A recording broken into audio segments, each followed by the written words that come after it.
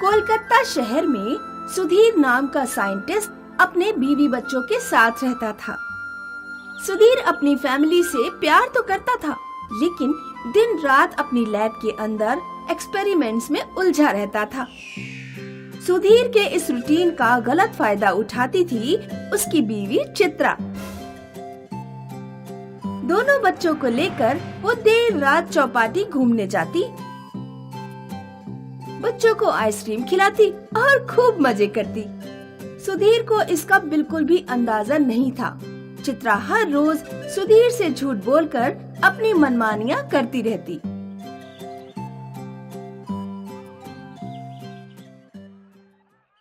बच्चों के स्कूल में पेरेंट्स मीटिंग है, आप तो बिजी रहते हो, मैं चली जाऊं? हाँ चित्रा, आज एक एक्सपेरिमेंट को आखिरी टच देना है, मीटिंग तुम ही अटेंड करो। ऐसा कहकर सुधीर लैब चला गया और चिंटू चित्रा के पास आया। हम पापा से छिपकर पार्टी में जा रहे हैं ना? ये मतलब आज भी स्कूल की छुट्टी। इस प्रकार चित्रा ने अपने साथ साथ बच्चों की आदतें भी बिगाड़ रखी थी। बेचारा सुधीर लैब में मेहनत कर रहा था और चित्रा बच्चों के साथ पार्टी एंजॉय कर रही थी। सुधीर का एक्सपेरिमेंट सफल रहा। इस एक्सपेरिमेंट से तो दुनिया बदल जाएगी। कांग्रेस सुधीर। तभी उसका फोन बजा और वो तेजी से बच्चों के स्कूल पहुंचा। मिस्टर सुधीर, 4 दिनों से आपके बच्चे स्कूल नहीं आए हैं। अगर ऐसा ही चलता रहा तो हमें सीरियस डिसीजन लेना होगा। प्रिंसिपल मैडम की बात सुनकर सुधीर समझ गया कि चित्रा बच्चों के साथ मिलकर उसे धोखा दे रही है। उसे अब उन पर नजर रखनी चाहिए। सुधीर वापस अपनी लैब में चला आया। वक्त आ गया था वो प्रोडक्ट बाहर निकलने का जो सालों की मेहनत के बाद उसके हाथ आया था।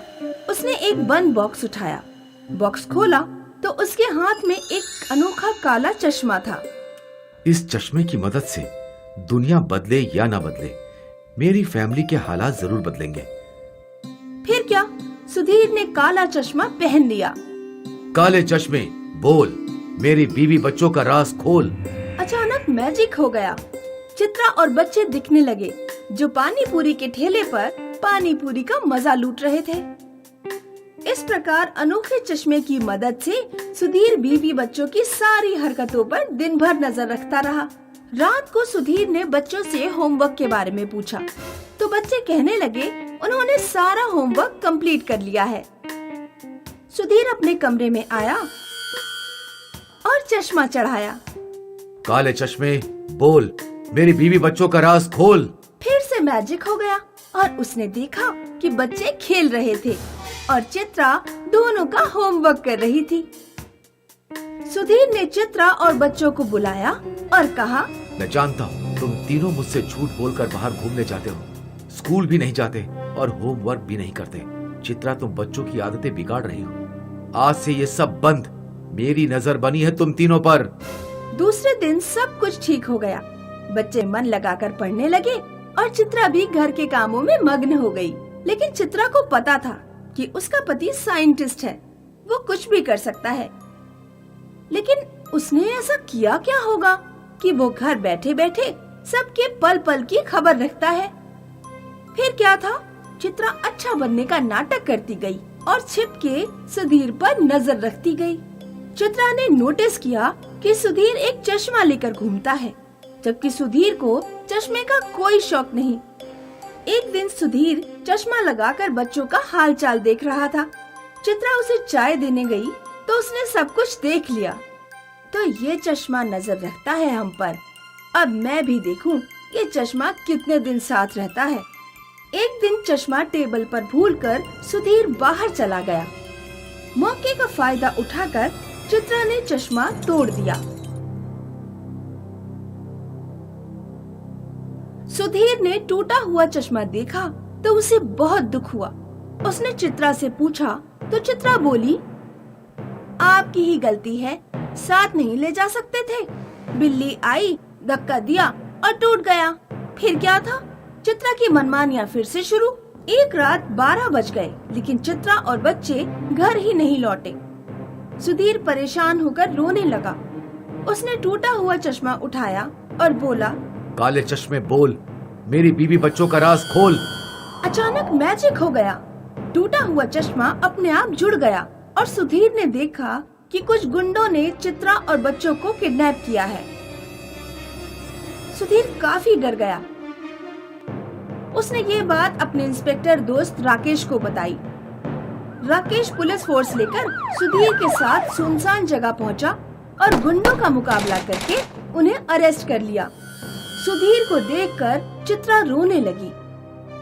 मुझे माफ कर दीजिए, आपके कहने के बावजूद भी मैं मनमानियां करती रही। आपकी बात मान लेती तो आज हम पर ये मुसीबत ना आती। चित्रा को अपनी गलती का एहसास हो गया।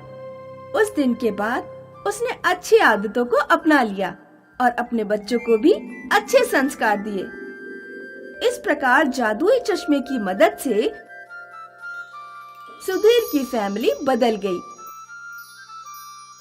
और सुधीर बहुत सारे नए चश्मे बनाने में जुट गया।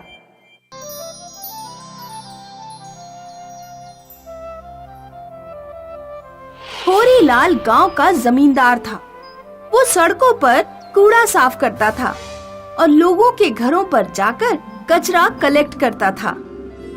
होरीलाल को गांव के लोगों से ये शिकायत थी कि गांव में उसे कोई इज्जत नहीं देता।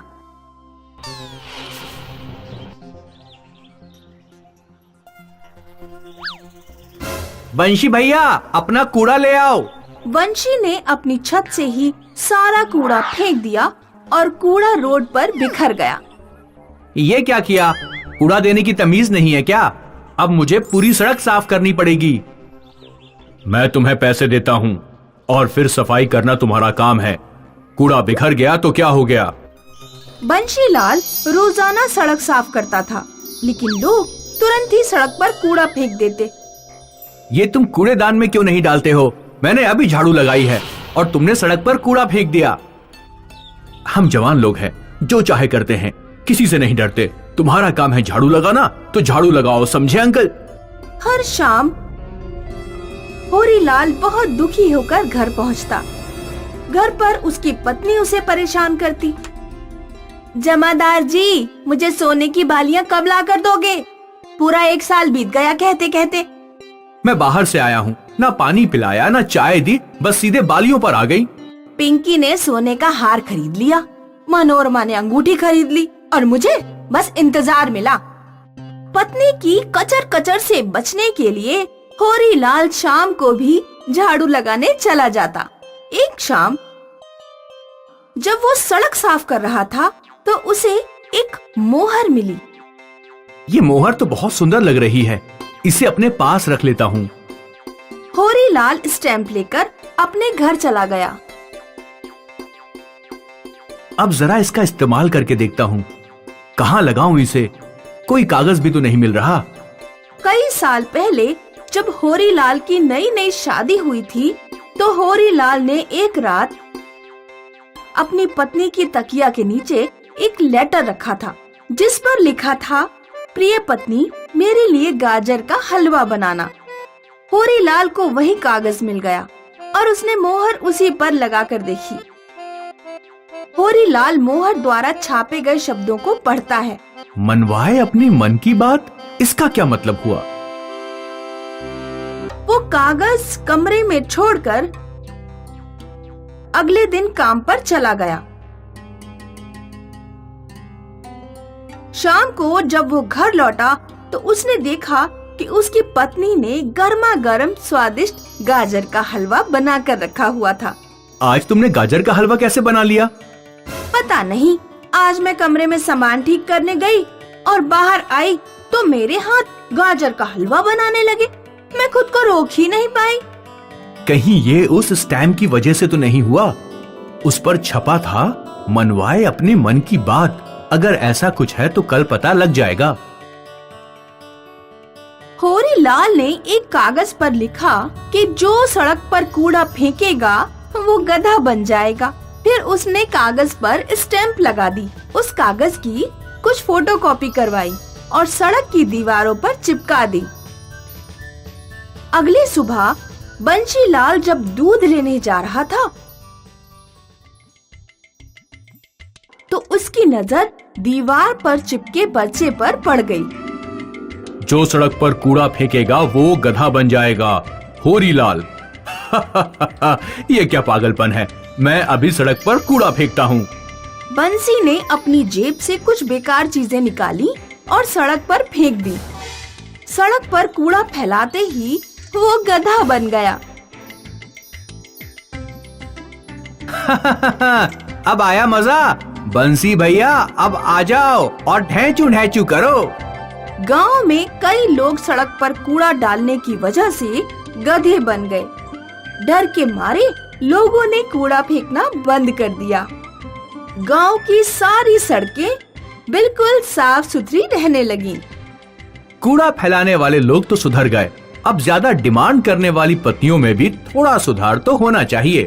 होरीलाल ने फिर एक लेटर लिखा और स्टैंप लगाकर गांव की दीवारों पर चिपका दिया।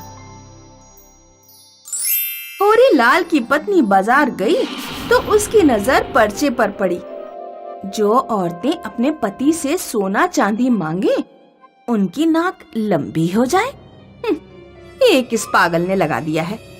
हमेशा की तरह होरीलाल जब शाम को घर पहुंचा तो उसकी सोने की बालियां मांगने लगी।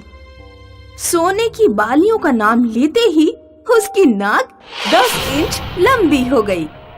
अरे ये क्या हो गया, मेरा चेहरा कितना बदसूरत लग रहा है। उस पर्चे पर लिखी बात सच हो गई। गांव में और भी कई औरतों की नाक लंबी हो गई। डर के मारे लोगों ने घर से निकलना ही बंद कर दिया। लोगों के गधा बनने और नाक लंबी होने की बात गांव के मुखिया तक पहुंची। गांव का एक आदमी मुखिया से बोला, मुखिया जी, होरीलाल जमादार के पास कोई जादुई मोहर आ गई है। कागज पर कुछ भी लिखकर अगर वो मोहर लगा देता है तो पढ़ने वाले के लिए वो बात सच हो जाती है।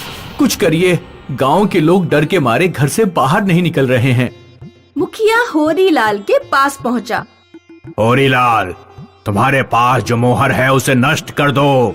गांव के लोग गधा बनने और नाक लंबी होने के डर से घर से बाहर नहीं निकल रहे हैं। अगर गांव वालों ने मुझे थोड़ा भी सम्मान दे दिया होता तो मैं कभी उनके साथ ऐसा नहीं करता।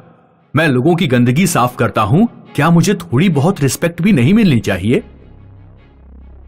मुखिया गांव के लोगों को बुलाता है और उन्हें समझाता है। सुनो गांव वालों, अगर होरीलाल जैसे जमादार गांव की गंदगी साफ नहीं करेंगे तो फिर ये हमें ही करनी पड़ेगी। साफ सफाई करने से कोई छोटा बड़ा नहीं हो जाता। हम सब बराबर हैं, भले ही हम काम अलग अलग करते हो। होरीलाल को सभी लोग उचित सम्मान देंगे और बेवजह कूड़ा फैलाकर उसे परेशान नहीं करेंगे। गांव के लोगों ने होरीलाल को परेशान करना बंद कर दिया और होरीलाल ने जादुई मोहर नष्ट कर दी। मोहर नष्ट होते ही जो लोग गधा बने थे वे वापस इंसान बन गए और जिन औरतों की नाक लंबी हुई थी उनकी नाक भी ठीक हो गई।